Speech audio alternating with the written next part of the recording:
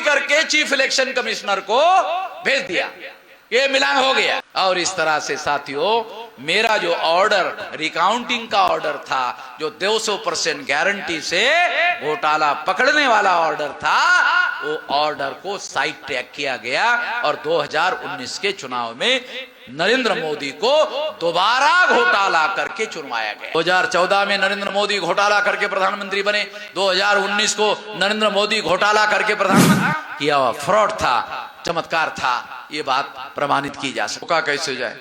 पहली बात, ईवीएम में घोटाला होता है, हमारे SC ST OBC माइनॉरिटी के तमाम लोगों को इस पर यकीन नहीं है। वो हमको कहते हैं ये मशीन में कैसे घोटाला होता है, मशीन कैसे घोटाला करती है। जब तक आदमी उसमें हस्तक्षेप ना करे, आदमी हस्तक्षेप कर रहा है ना, चुनाव आयोग हस्तक्षेप कर रहा है, मशीन अपने आप धोखाधड़ी नहीं कर सकती, ये बात बराबर है, मगर मशीन में आदमी हस्तक्षेप कर रहा है, चुनाव आयोग हस्तक्षेप कर रहा है, इस वजह से ये घोटाला। चुनाव आयोग ने इस बात को नहीं माना तो 2024 में ईवीएम मशीन फोड़ेंगे। यदि ध्यान रखो, यदि चुनाव आयोग कानून और संविधान के दायरे में रहकर चुनाव करने के लिए और ईवीएम में सुधार करने के लिए तैयार नहीं होगा तो 2024 में ईवीएम फोड़ेंगे। 15 लाख बूथ रहने वाले हैं, 15 लाख बूथ पर तैयारी करेंगे। शेड्यूल कास्ट के 15 लाख कार्यकर्ता मिलान करने का समय आया।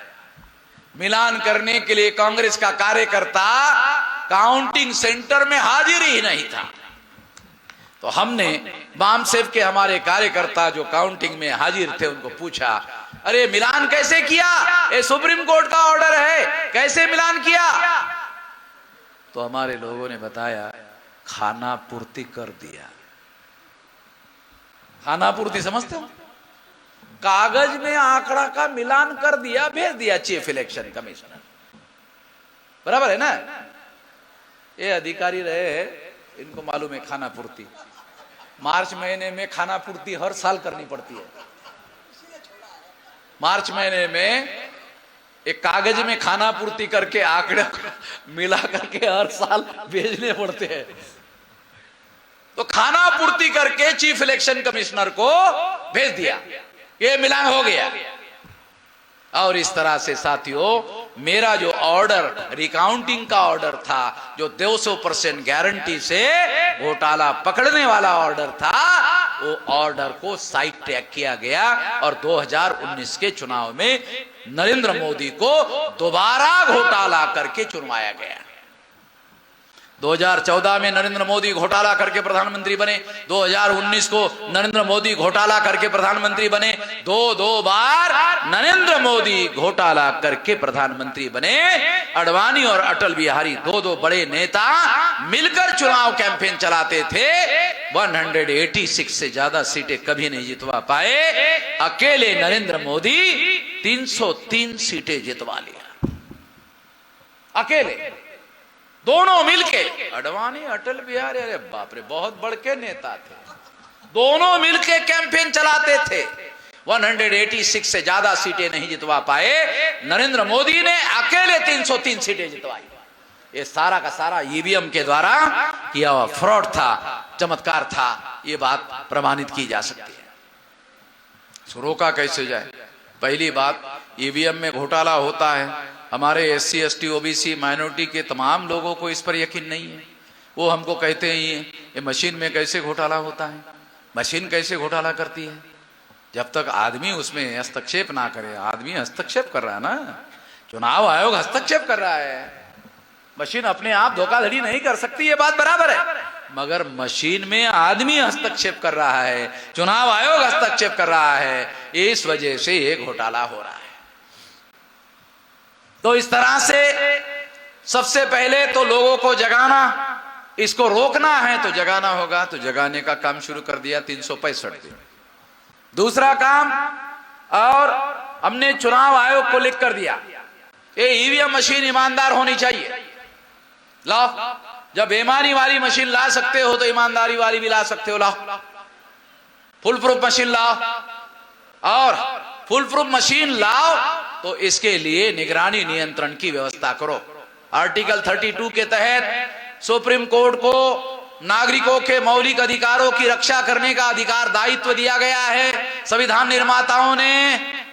तो वोट का अधिकार एक्सप्रेशन का अधिकार है, फंडामेंटल राइट है। तो आर्टिकल 32 के तहत सुप्रीम कोर्ट को हमारे अधिकार की रक्षा करना होगा।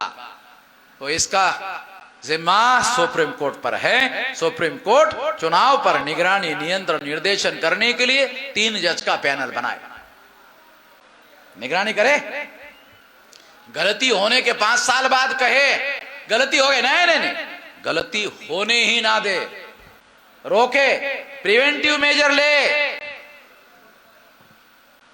एक तो ये कर सकता है।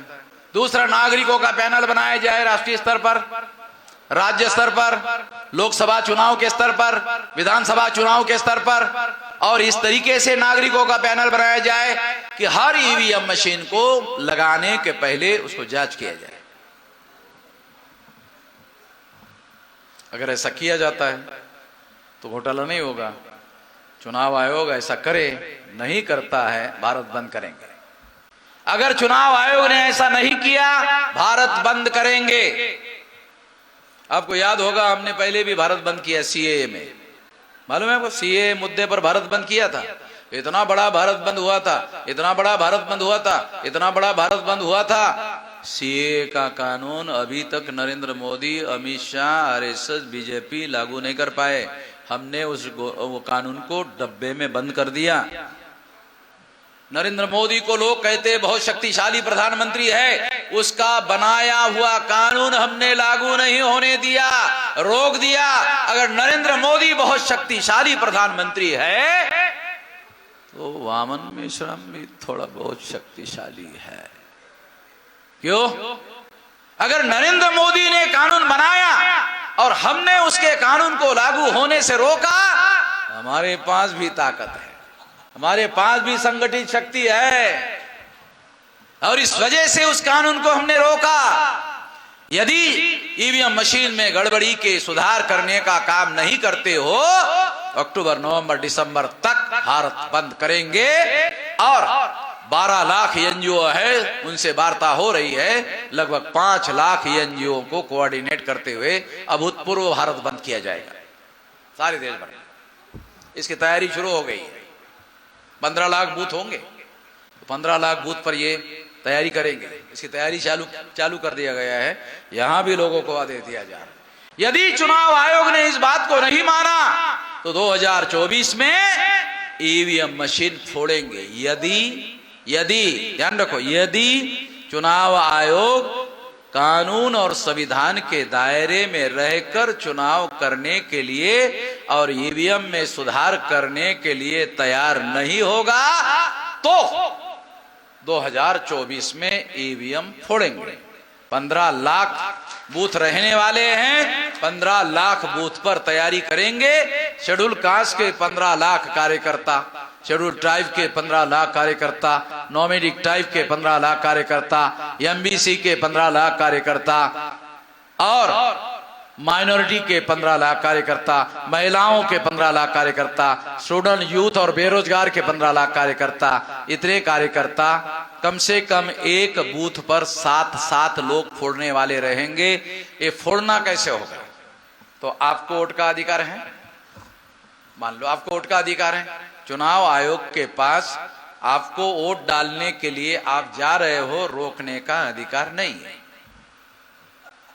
संवैधानिक अधिकार है, चुनाव आयोग को आपको वोट डालने से रोकने का अधिकार है नहीं। आप गए अंदर, आपने वोट डाला, डालने के बाद मशीन उठाला और जमीन में पटक दिया। बहुत सेंसिटिव मशीन होती है, वो टूट फूट हो जाएगी, बंद हो जाएगी, चलेगी नहीं। 15 लाख जगह जब मशीन बंद हो जाएगी तो चुनाव रद्द हो जाएगा। केंद्र सरकार और चुनाव आयोग बैठेंगे, अब क्या करना होगा? लोगों का यकीन नहीं है, ईवीएम पर यकीन नहीं है, दोबारा चुनाव करना होगा, क्या करना होगा? अंतिमता फैसला होगा।